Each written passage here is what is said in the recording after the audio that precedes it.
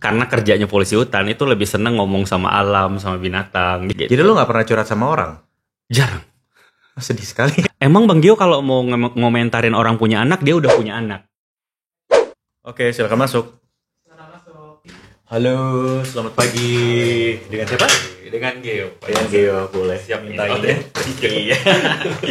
Apa nervous biasa kalau lagi interview Boleh, seperti. Boleh, silakan duduk. Izin ya. Pak Izin, silakan. Gio, apa kabar? Alhamdulillah baik Pak Ginza. Wah, ini kayaknya kamu melamar sebagai apa di sini? Sorry. HR kemarin saya lihat lowongannya ya. Ini pas banget sih, kebetulan kami tuh juga lagi mencari HR karena kebetulan pegawai kita tuh banyak yang Gen Z. Apa-apa pengennya liburan, apa-apa katanya pressure katanya gitu kan. Kita tahu bahwa kita memang agency penuh dengan pressure, tapi kayaknya cocok buat tadi Mas Gio ya, atau Bang Gio sebutannya. Bang Gio aja. Oh Bang Gio, oke. Kalau boleh tahu, mungkin boleh sedikit cerita tentang pengalaman dan background kamu sebagai HR sebelumnya. Ada pengalaman belum? Basically sebelum sekarang ada beberapa pengalaman recruit people ya. Jadi ya sebenarnya lebih banyak di pengembangan personal sama konselor gitu ya. Jadi ketemu manusia banyak sekali tipenya, dan sekarang ya seperti Pak Ginza bilang tadi ya, cukup unik ini teman-teman Gen Z ini ya. Banyak banget ya ternyata ya. Banyak banget sekarang. Berarti pas banget nih kalau Anda masuk, Anda bisa menolong turnover yang cukup tinggi di perusahaan. Coba, tapi kalau dilihat-lihat sih saya punya sedikit foto. Ini boleh diceritakan tahun berapa ini? Oh, ini dari mana nih? Ini 2013, 2017, ini 2021. Oh, banyak sekali ya Anda ya? Jadi, sudah makan garam kehidupan apa aja? Coba dijelaskan pengalaman edukasi kamu. Sebenarnya basically semua Pak Giza di communication ya. Jadi S1, itu S1, S2, S3-nya di communication.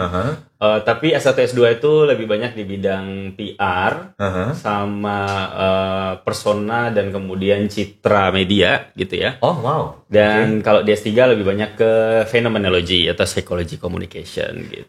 Kenapa Anda memutuskan untuk gue memang S1, S2 dan S3 tetap garis besar komunikasi, tapi lebih yang mengerucut, kenapa berpikir seperti itu? Atau memang memang dulu tuh karena kerjaan mungkin ya. Jadi buat gue sih kayak urusan akademik ini sebenarnya hanya formalitas atau apa?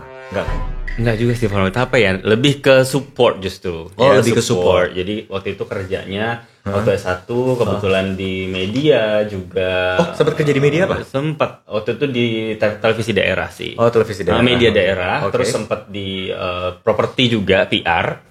Jadi intern itu makanya lanjut ke communication juga. Di S2 itu di salah satu televisi nasional juga.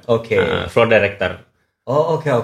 Jadi floor director juga? Lama. Oh, pengalaman juga lumayan cukup banyak ya. Jadi sebenarnya kalau ngomongin tentang keseluruhan tetap jatuhnya ke komunikasi ya. Ke media lah, ya ke communication, ke media lah. Tadi kamu sempat bilang juga as a PR juga ya. Dan akhirnya sampai sekarang apa yang kamu lakukan, kesibukan kamu? Iya, ketika kalau bicara practical things ya di communication value ini, everyone talking about branding saat ini. Ya. Jadi kayak komunikasi itu seolah-olah gimana kita keluar. Exactly. And then ketika gue coba upgrade waktu doktoral, gue menemukan satu hal, ternyata ya banyak orang yang tidak berada di ruang aman ketika dia mau branding dirinya, which is itu masalah mental gitu ya. Tidak berada di ruang aman. Maksudnya apa? Karena mereka tidak ngerasa atau insecure kah atau apa? Maybe ya, ada insecure di situ, ada sisi manipulatif. Jadi algoritma manipulatif dalam arti hal mereka mau branding diri mereka yang sebenarnya mereka comfort zone-nya nggak di situ. Maybe tuntutan kan, atau memang mungkin mereka mendapatkan value yang seharusnya akhirnya gue harus hidup di sini dan gue sebelumnya nggak di sini. Tapi kalau ngomongin tentang personal branding dan nge-create something personality, and I saw your social media lumayan cukup aktif gitu ya. And when you started and then lu memastikan bahwa gue pengen buat konten deh. Tujuan lu utama tuh pertama apa? Apakah untuk personal branding itself atau kayak gue harus ngedukasi orang-orang dengan at least ilmu yang gue miliki gitu? Sebenarnya lebih ke storytelling awalnya. Jadi gue pengen melatih gitu ya, melatih model komunikasi gue sebelumnya. Kalau kita sebenarnya itu terjadi zaman-zaman pandemi ya. Gue pikir kayak kalau kita ngerekam diri kita tuh gimana sih kita evaluasi sendiri, dan kemudian kan sebelumnya kita selalu ya kayak kita udah biasa speech, kita udah biasa ngomong, tapi kita jarang evaluasi ya. Jadi ada banyak waktu ketika pandemi, gue pikir ya waktu yang baik juga bikin untuk konten lah. Iya, bikin konten pada saat itu. Jadi momennya ya ketemu aja sih sebenarnya Pak gitu.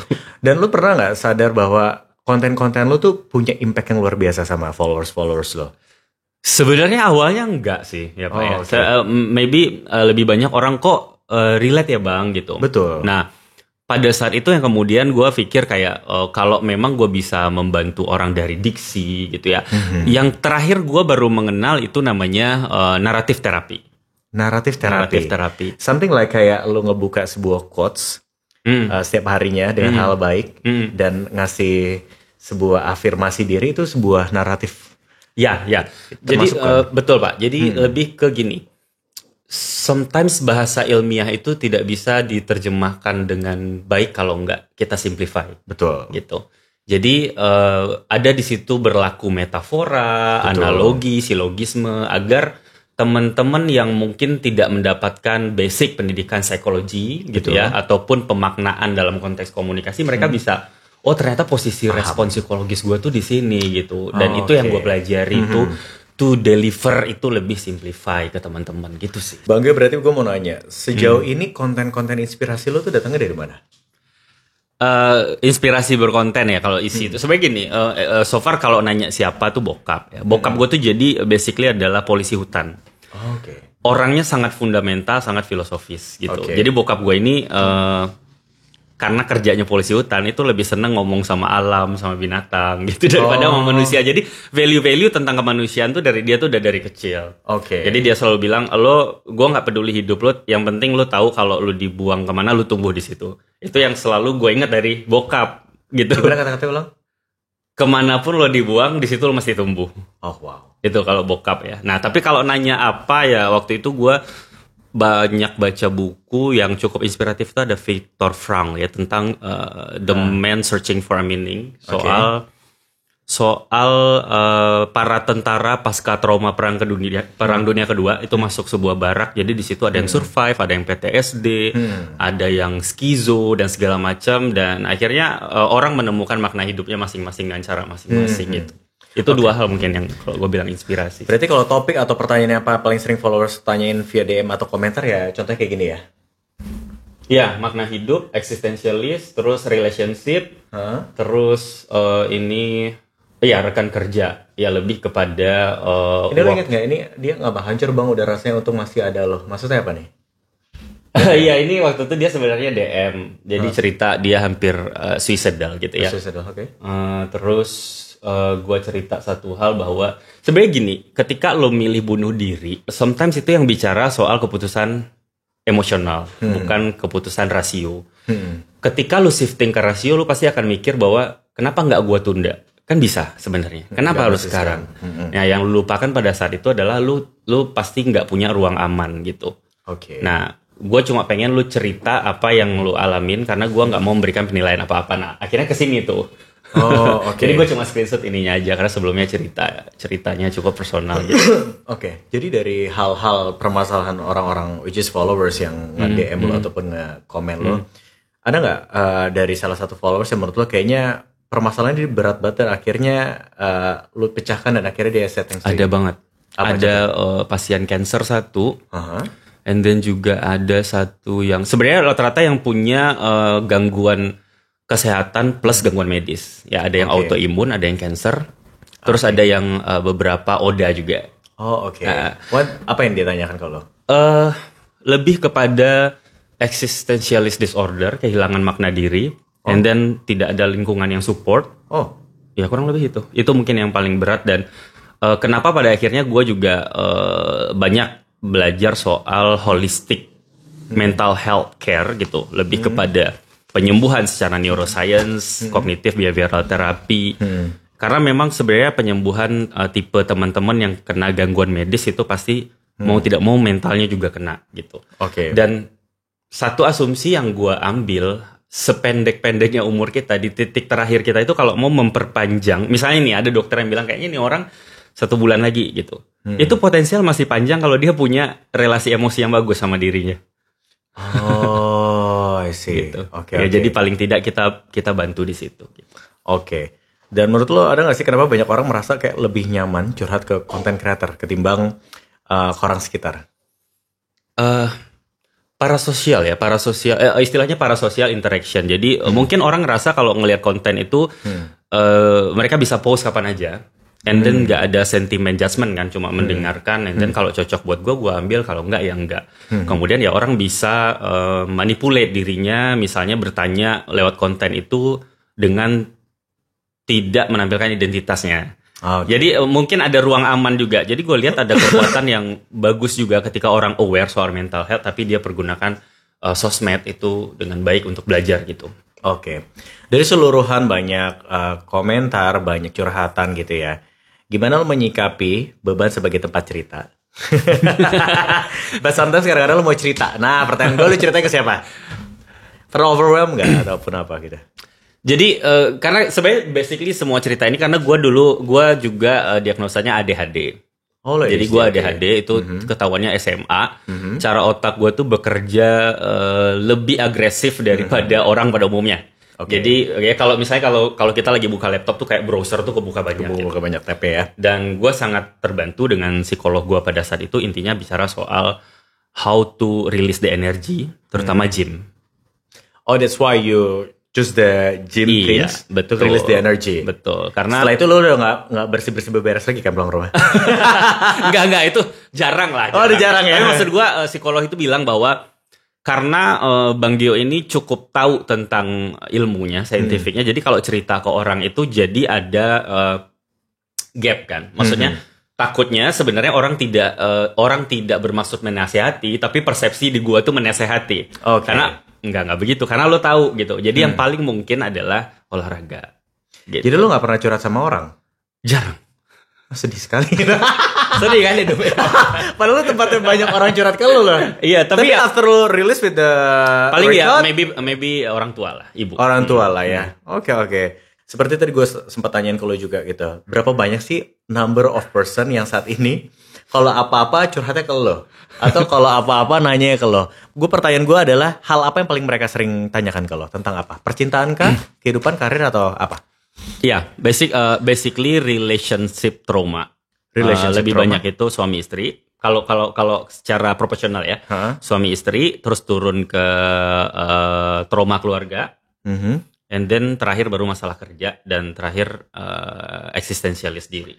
Kalau lu menyikapinya dengan segala macam permasalahan mereka, lu mau positioningkan tuh berarti sebagai pihak luar yang tidak tahu dia sama sekali kan intinya. Dan akhirnya lu ngasih advice yang berhubungan dengan solve the problem and the solution gitu ya. Gitu ya? Sebenarnya tuh ada yang menarik Ginza, era sekarang itu karena kalau di luar kalau di luar itu mereka udah sadar bahwa orang profesional harus nilai secara objektif. Ya. Tapi di culture masyarakat kita tuh belum terbentuk. Misalnya contohnya gini ya. Emang Bang Gio kalau mau ngomentarin orang punya anak, dia udah punya anak.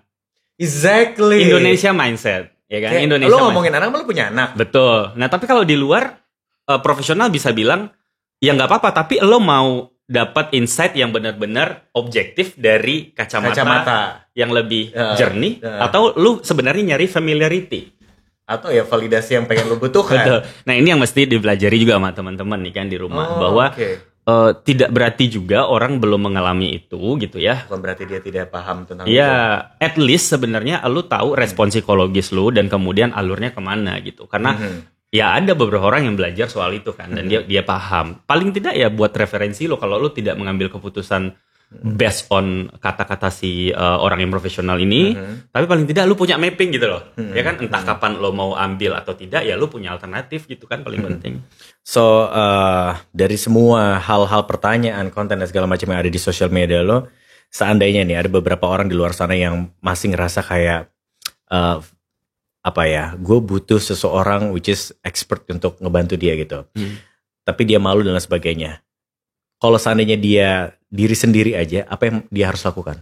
Basic step apa? Kalau dia misalnya malu ataupun enggan, banyak lah orang-orang kayak even di sosial media pun dia juga kayak Dia tahu dia lagi di masalah Oke. problem dan segala macam. Apa basic step yang Menurut harus? gue ini juga pertanyaan menarik ya yang belum pernah gue temukan juga. Iya. Maksud gue gini, ada orang yang mengatakan bahwa self diagnose itu nggak baik. Betul. Tapi buat gue ketika lu punya gejala dan punya Yeah. curiosity, Yeah. and then lu pergi ke ChatGPT dan lu tahu tuh ya kan dikasih apa-apa. Gue banget Misalnya, lagi. iya kan misalnya. Tapi Yeah. itu menurut gue modal curiosity yang sangat Iya, bagus iya. di zaman sekarang. Iya, in iya. terms lu menggunakan teknologi dengan benar. Betul. Tapi jalurnya ketika lu mau memperbaiki pola hidup lu, Coba. itu kan yang perlu lu selaraskan dengan Betul. orang yang ngerti. Nah, Oke. jadi kalau ngomongin langkah pertama ya, lu mesti assess diri lu. Kalau gue nyebutnya interoception. Oh mampus apa Ya, tuh? jadi ada interoception, ada.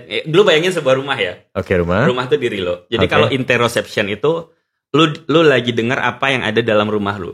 Meja bergeser kah? Lampunya nyala kah? Itu dalam. Sensori pribadi. Sensori pribadi lo Iya. harus tahu dulu. Betul. Tubuh itu buat gua lebih cepat bicara daripada kata-kata buat gua.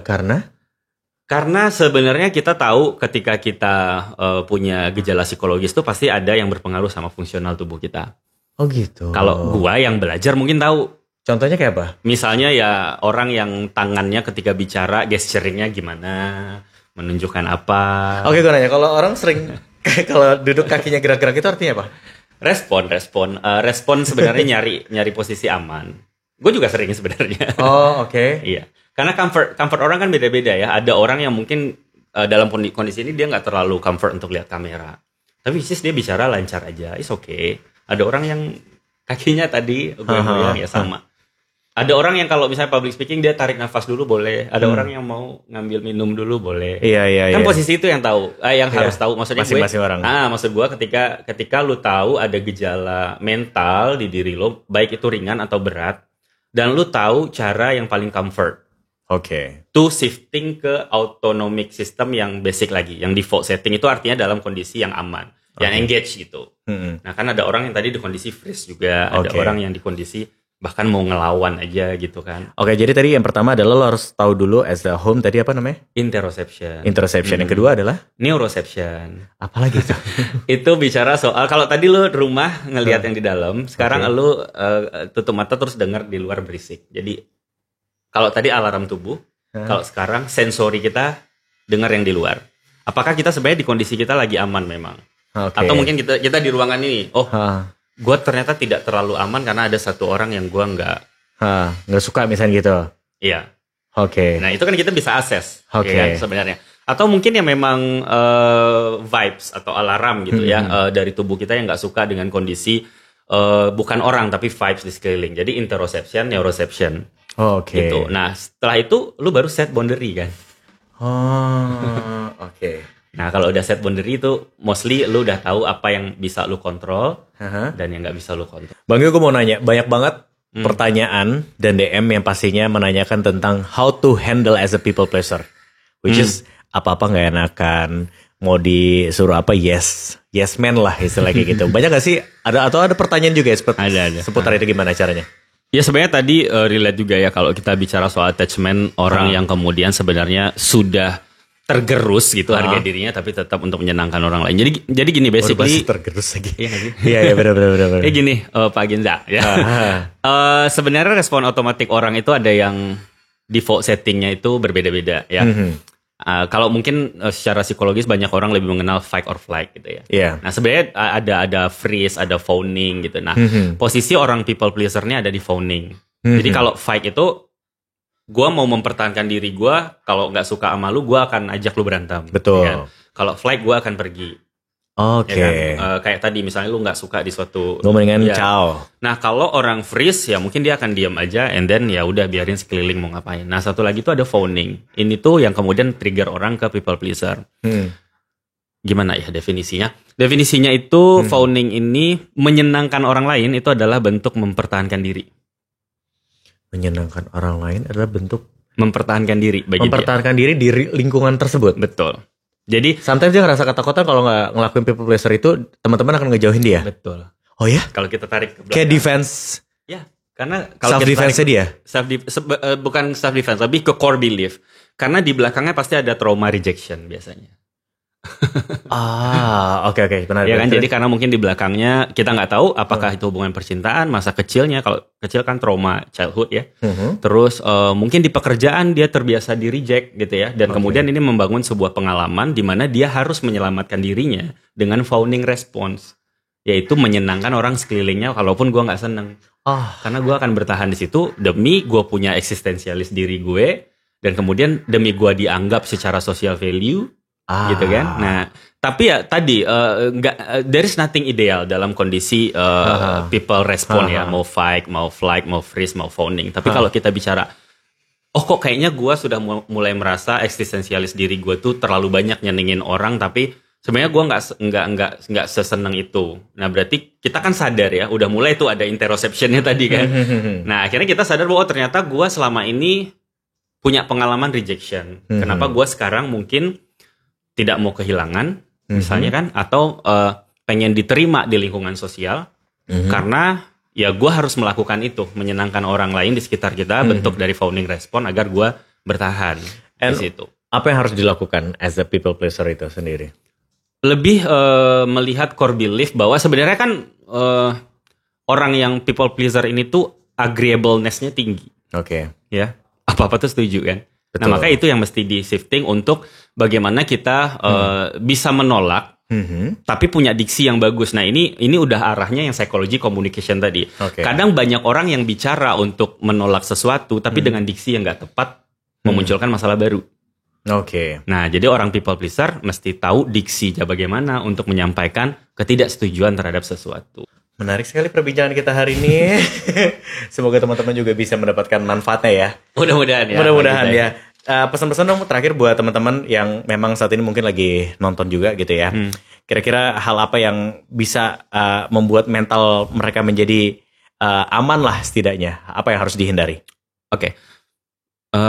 Dimulai dari challenge saja ya. Challenge di masa depan itu adalah apa yang kita tonton.